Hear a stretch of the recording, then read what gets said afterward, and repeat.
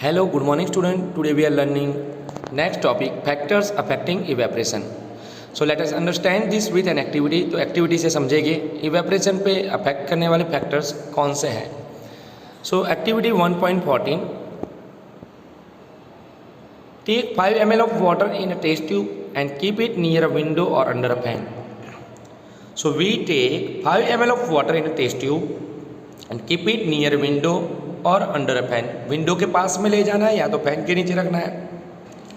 As it is second thing, take 5 ml of water in an open china dish and keep it near a window और under a fan.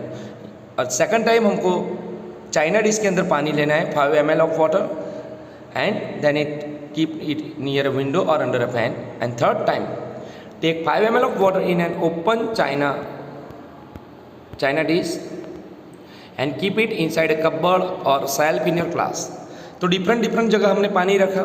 एक बार हमने test tube में रखा fan के नीचे, second time हमने test tube में की जगह हमने चाइना डिश में वाटर रखा और उसको अंडर द फैन रखा. एंड थर्ड टाइम हमने उसको इनसाइड ए कपबोर्ड और शेल्फ इन योर क्लास के अंदर शेल्फ में या कपबोर्ड में रखा. Now record the room temperature को रिकॉर्ड करना है. रिकॉर्ड द टाइम और days taken for the evaporation process in the above cases. तो ये जितने भी 3 केसेस थे तो हर केसेस में कितना टाइम लगा वाटर को इवेपोरेट होने में, यह हमको टाइम और प्रोसेस हमको नोट डाउन करनी है. Repeat the above 3 steps of activity on a rainy day and record your observation. और रेनी डे में भी हमको यह एक्टिविटी रिपीटली करनी है और observation same to same activity के टाइमिंग हमको लिखना है. What do you infer about the effect of temperature, surface area and wind velocity on evaporation? What do you infer मतलब आपको क्या पता चला यह एक्टिविटी करने से? अगर एक्टिविटी करेंगे तो आपको अच्छे से पता चलेगा. So what do you infer about the effect of temperature? Temperature की इफेक्ट से क्या होता है? सरफेस एरिया अगर ज़्यादा हो जाए, जैसे कि टेस्ट ट्यूब में सरफेस एरिया कम था तो इसका इवेपोरेशन के लिए टाइम ज़्यादा लगेगा. And if we are taking china dish so it take more less time. तो चाइना डिश में हमको टाइम कम लगेगा. सो यह हमको सीखने को मिलेगा. सरफेस एरिया अगर ज़्यादा है तो इवेपोरेशन का रेट बढ़ता है. Evaporation is more and more. And wind velocity speed on evaporation. तो हवा की वजह से भी उसका इवेपोरेशन का रेट बढ़ता है.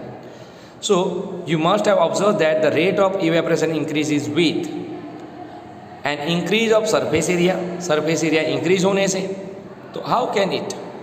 We know that evaporation is a surface phenomenon. If the surface area is increased, the rate of evaporation increases.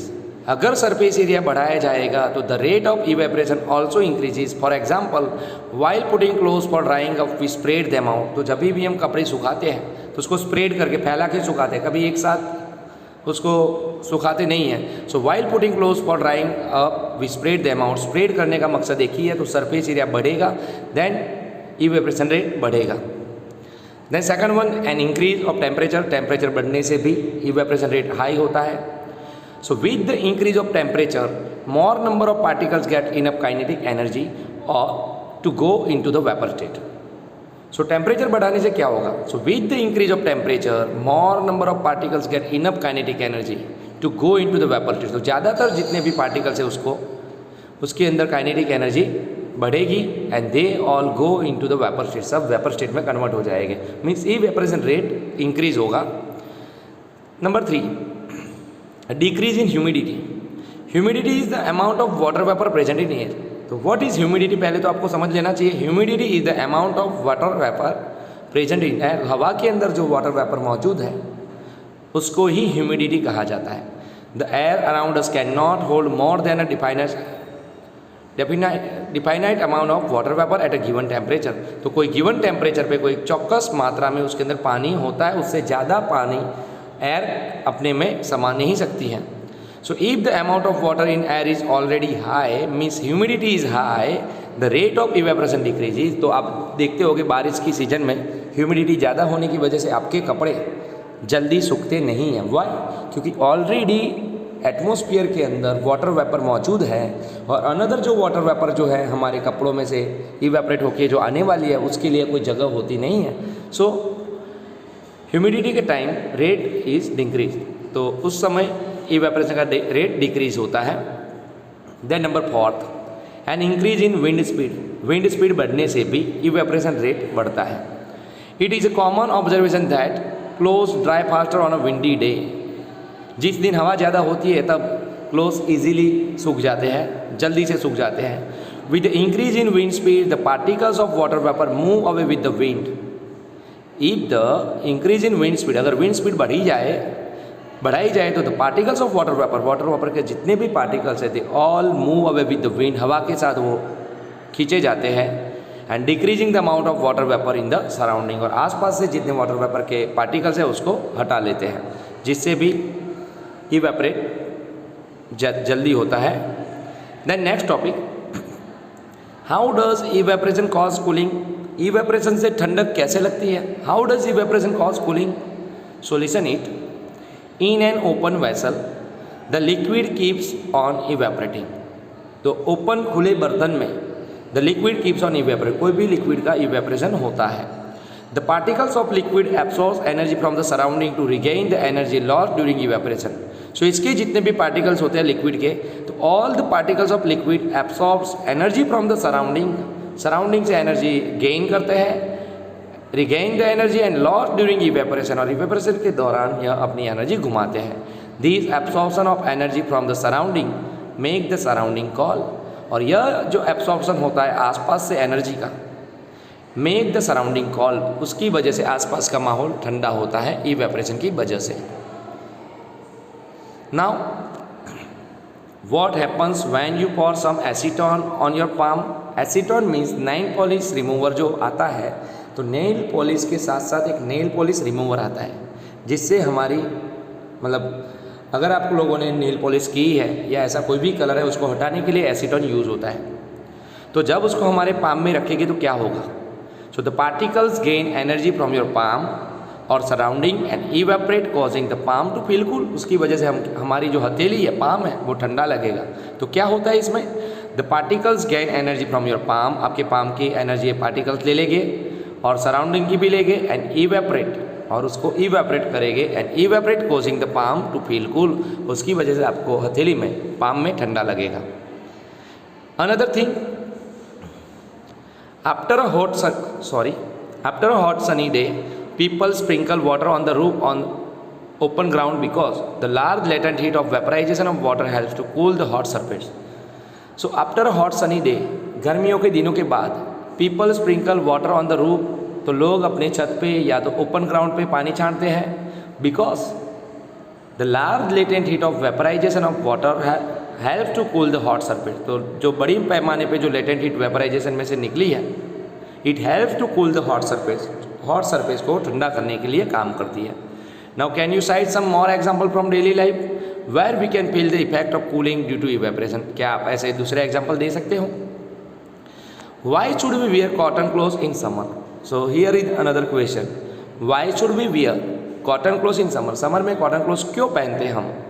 So during summer we perspire more because of the mechanism of our body which keeps us cool. During summer we perspire more, perspire मतलब कि पसीना ज़्यादा होता है, तो during summer we perspire more मतलब हमको पसीना ज़्यादा होता है, because of mechanism of our body which keeps us cool, और उसकी वजह से, पसीने की वजह से हमको ठंडक लगती है। We know that during evaporation the particles at the surface of the liquid gain energy from the surrounding. So evaporation के दौरान पार्टिकल्स जो होते हैं सरफेस के, it gain energy from the surrounding, आसपास से एनर्जी गेन करते हैं और बॉडी सरफेस से, एंड चेंज इनटू वेपर, उसको वेपर में कन्वर्ट करते हैं। And the heat energy equal to the latent heat of vaporisation is absorbed from the body and living the body cool. So इसमें क्या होता है? The heat energy equal to the latent heat of vaporization. तो यहाँ पे यह process में जो भी हीट एनर्जी है उसकी लेटेंट हीट के वेपराइजेशन के समान हो जाती है, and is absorb from the body and living the body cool. वो हमारे शरीर की जो हीट है वो एब्सॉर्ब हो जाएगी, and living the body cool, हमारी बॉडी कूल हो जाएगी। Cotton being a good absorber of water helps in absorbing the sweat and exposing it into the atmosphere for easy evaporation. तो कॉटन कैसा कपड़ा है? So cotton being a good absorber of water, पानी को जल्दी से एब्सॉर्ब करता है, and helps in absorbing the sweat and exposing it to the atmosphere. तो हमारे पसीनों को सोख के वो एटमॉस्फेयर में इजीली इवेपरेशन करने में कॉटन हेल्प करता है। Now last question, why do we see water droplets on the outer surface of a glass containing ice cold water? तो क्वेश्चन है, why do we water droplets on the outer surface of a glass containing ice cold water. ठंडे पानी का glass अगर है, एकदम chilled पानी का या ठंडे पानी का ग्लास है, तो उसके आसपास हमको वाटर ड्रॉपलेट्स क्यों दिखते हैं? Why we can see this? So let us take some ice cold water in a tumbler में ऐसा आइस कोल्ड वाटर लेना है, एकदम ठंडा पानी। Soon we will see water droplets on the outer surface of the tumbler के आसपास या ग्लास के आसपास हमको वाटर ड्रॉपलेट्स दिखेंगे। तो ये वाटर ड्रॉपलेट्स कहाँ से आए? तो ऑलरेडी वाटर ड्रॉपलेट्स एयर में मौजूद होते हैं, और ग्लास की सरफेस उसकी सतह ठंडी होने की वजह से वाटर ड्रॉपलेट्स में कन्वर्ट हो जाती है वाटर वेपर, इसी वजह से हमको वह दिखते हैं। So the water vapour present in air on coming in contact with the cold glass of water, it loses energy. तो वाटर वेपर अपनी एनर्जी को लूज करता है and gets converted to liquid state, और it gets converted to liquid state में वह convert होता है, which we see as water droplets, जो हमको वाटर ड्रॉपलेट्स के तौर पे दिखता है। सो स्टूडेंट्स, यहाँ पे हमारा एक चैप्टर फिनिश हुआ। वॉट यू आर लर्न, ये भी जो टॉपिक है आपको अच्छे से रीड कर लेना है। इसके रिलेटेड जो एक्सरसाइज जो है, here it is exercise. So in this exercise we have 5 MCQ and another question answer.